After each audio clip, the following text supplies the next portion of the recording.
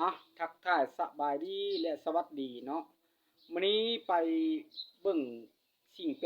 ปลกๆเนาะที่เฮือนเซลเนาะสิสิมีหยังก็ข้อยก็ยังบ่ฮู้เนาะว่าแล้วก็ไปติดตามกันทุกคนเนาะไป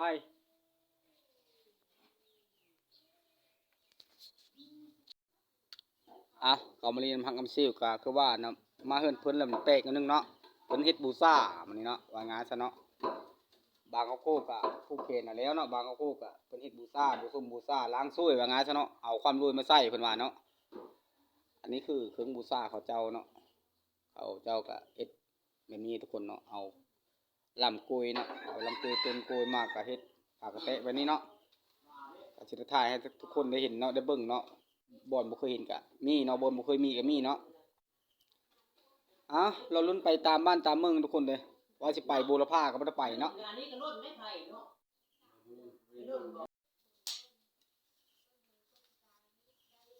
ngắt mành thành hoàn ấy. Nhiều quay cái đấy đâu dài hãy phải ngắt ảnh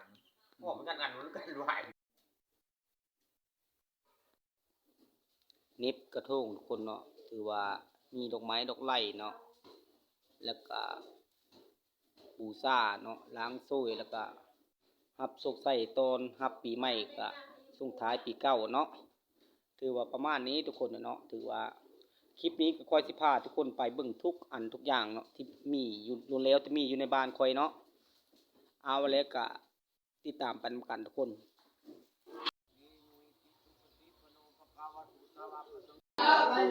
เจอว่าอาจารย์เพิ่นยังเคารพแบบว่าบูชาของเจ้าเพิ่นเก่งจะบูชาล้างสวยเนาะให้กับพวกเขาเจ้านี่เอาแล้วก็ไปเบิ่งกันทุกคนเนาะ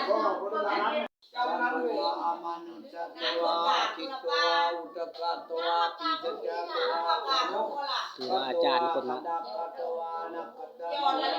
ลิงอันไร้สิ่งโซลายออกจากร่างกายเนาะถือว่าให้มีแต่ความดีเนาะทุกคนเนาะถือว่าเป็นฮีตของประเพณีของบ้านหลัง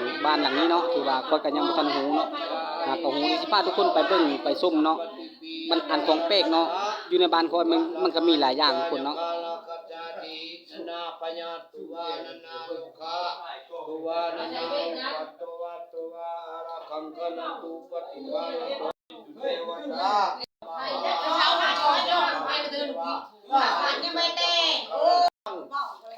อันนี้เพิ่นกำลังไลฟ์ทุกคนเนาะเพิ่นกำลังไลฟ์แบบสิ่งที่ไลฟ์คือไปวาดนี่เนาะ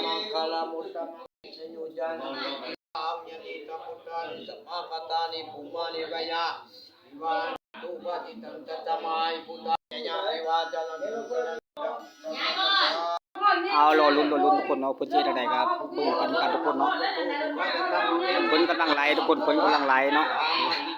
ลาวุตีละคณะปีเดินจันเดินกันเดินเดินกันเดินเดินตื่น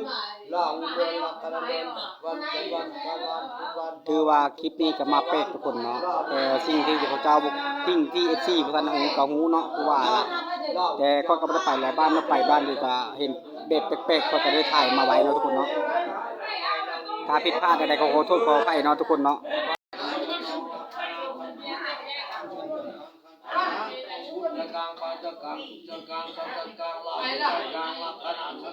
ค่อยก็บ่จักแน่สิอธิบายทุกคนเนาะเพราะว่าค่อยก็ยังบ่ทันฮู้เนาะ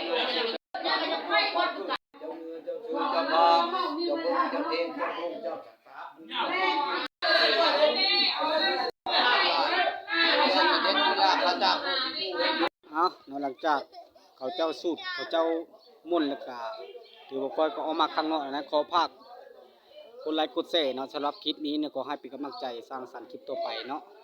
ขอบใจบรรยากาศเขาเจ้าผู้แขนรูปเนาะ